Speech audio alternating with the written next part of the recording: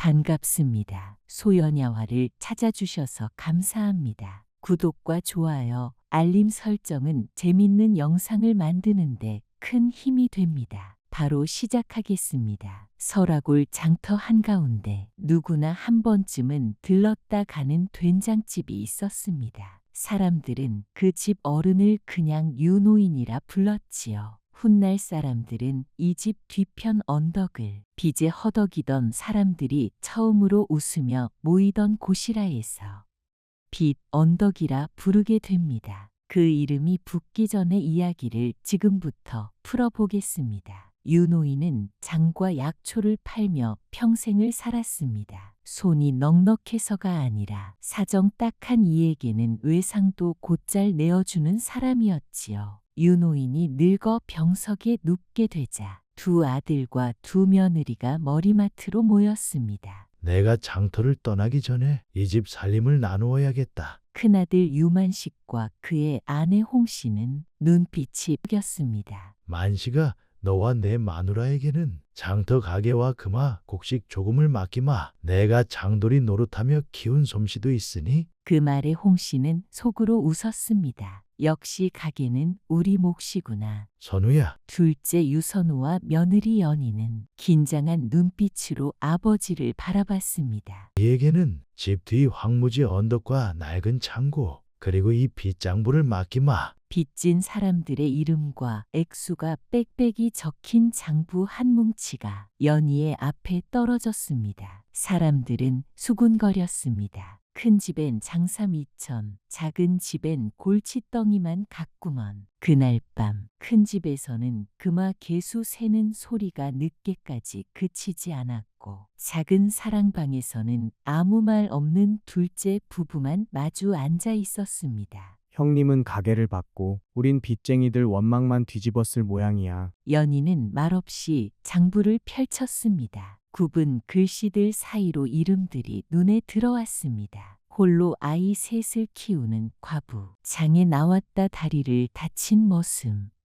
장도 깨먹고 돈이 없어 울던 젊은 장꾼. 이건 숫자 장부라기보다 아버님이 살려놓은 사람들 장부네요. 선우는 한숨을 쉬며 고개를 떨궜습니다. 며칠 뒤 큰 집 가게에는 새 간판이 걸렸습니다. 외상사절이라는 네 글자가 붉게 칠해져 있었지요. 아버님이 너무 퍼주셔서 그렇지. 이제부터 남는 장사를 해야지요. 가격은 슬쩍 올리고 통 큰 인심 대신 날카로운 눈길이 오가기 시작했습니다. 처음에는 가게가 여전히 붐볐습니다. 허나 시간이 지날수록 사람들의 발걸음이 조금씩 다른 곳으로 향하기 시작했습니다. 유노인 살아 계실 땐 말만 하면 한 되쯤 얹어줬는데 이제는 말도 못 붙이겠다. 그 사이 집 뒤 황무지 언덕에는 다른 풍경이 펼쳐지고 있었습니다. 연희는 빗장불을 들고 한 사람씩 불러 앉혔습니다. 여기 적힌 이만큼은 아버님이 이미 마음으로 지우신 빚입니다.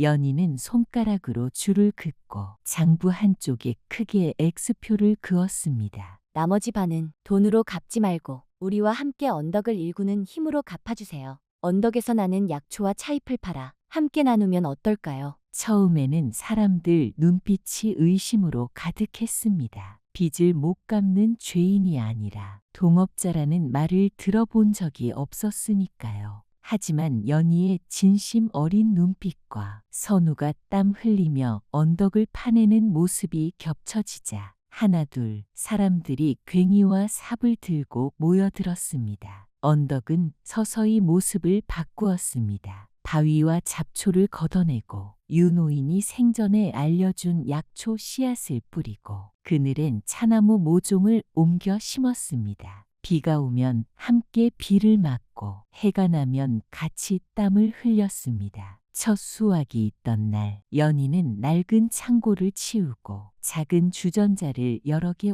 두었습니다. 오늘은 빚잔치가 아니라 우리 살아난 첫날을 기념하는 자리입니다. 연희가 달인 따뜻한 차 향기가 창고 안에 은은히 번졌습니다. 사람들은 그 향을 들이마시며 조용히 웃었습니다. 그 사이 큰 집 창고에는 다른 냄새가 퍼지고 있었습니다. 팔지 않고 쌓아둔 비단 꾸러미, 곡식 자루가 장마를 맞아 눅눅해지고 벌레가 들고 곰팡이가 피기 시작한 것입니다. 지금 싸게 넘기면 손해야. 조금만 더 버티면 값이 오를 거다. 하지만 값은 오르지 않았고 썩는 냄새만 더 짙어져 갔습니다. 어느 밤 만식은 썩은 자루들을 몰래 수레에 싣고 강가로 끌고 나갔습니다. 밤새 내다버리면 아무도 모르겠지.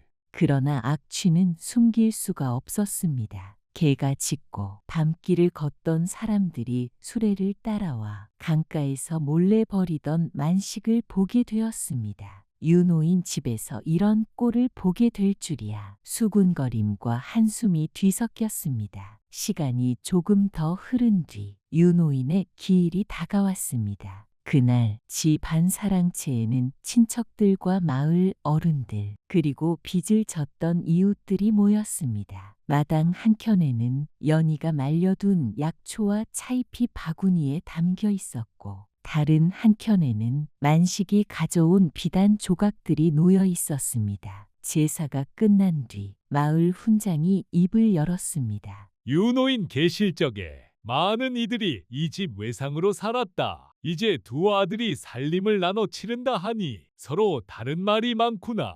오늘 이 자리에서 한번 정리를 해보자. 만식은 기다렸다는 듯 앞으로 나섰습니다. 아버지가 남긴 빚 문서를 연희가 멋대로 없애고 빚진 자들을 모아 재산을 빼돌리고 있습니다. 언덕과 창고에서 나는 것들이 모두 아버지의 것인데도 말입니다. 사람들 시선이 연희와 선우에게 쏠렸습니다. 선우는 입술만 달싹일 뿐 쉽게 말을 잇지 못했습니다. 그때 연희가 조용히 앞으로 나섰습니다. 제가 남긴 것이 있습니다. 연희는 낡은 장부 한 권과 작은 나무패를 들고 나왔습니다. 장부를 펼치자 돈 액수 대신 이런 글이 적혀 있었습니다. 정시댁 봄 언덕가리 하루, 박씨 장독 해먹은 날 대신 가져온 콩 한 돼, 장은 아이 아플 때 밤새 지켜준 날. 이 장부에는 누가 얼마를 빚졌는지 대신 누가 누구에게 어떤 도움을 주고 받았는지가 적혀 있습니다. 아버님이 평생 하신 장사는 숫자 장사가 아니라 이런 인연 장사였다고 여겨서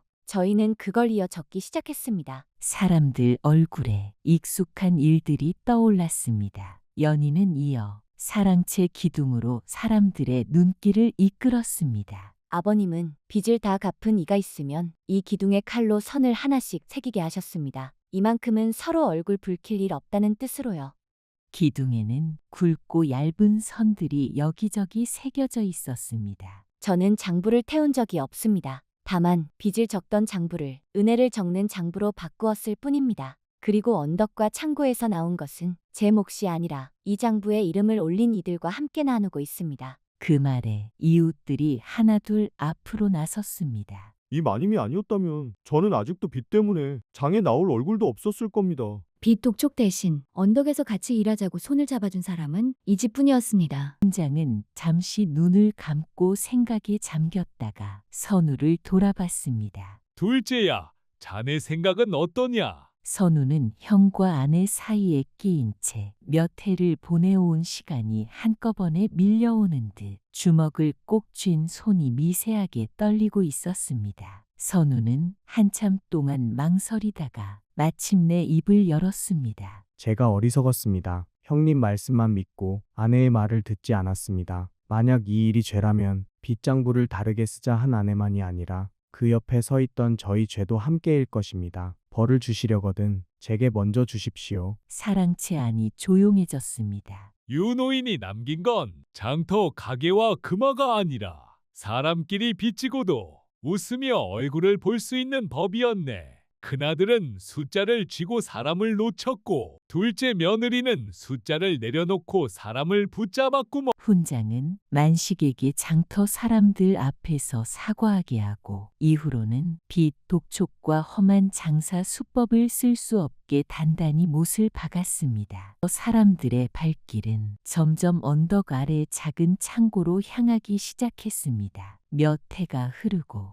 황무지 언덕 위에는 작은 집 한 채가 세워졌습니다. 낮에는 연희의 차 향기가 집 안을 가득 채우고 저녁이면 동네 사람들이 모여 오늘 있었던 고마운 일을 장부에 적어 넣었습니다. 장부 첫 장에는 이렇게 쓰여 있었습니다. 오늘 진 빚은 내일 함께 웃을 빛으로 갚는다. 아이들이 마당에서 뛰놀고 어른들은 찻잔을 나누며 웃었습니다. 누군가는 여전히 숫자로만 따지는 세상 일을 말했지만 이 집 장부 안에서만큼은 사람의 얼굴과 이름이 숫자보다 먼저 적혔습니다. 오늘 이야기 끝까지 함께해 주셔서 고맙습니다. 구독과 좋아요, 알림 설정, 그리고 짧은 댓글 한 줄이 다음 이야기를 준비하는데 큰 힘이 됩니다. 그럼 저는 또 다른 이야기로 다시 찾아오겠습니다.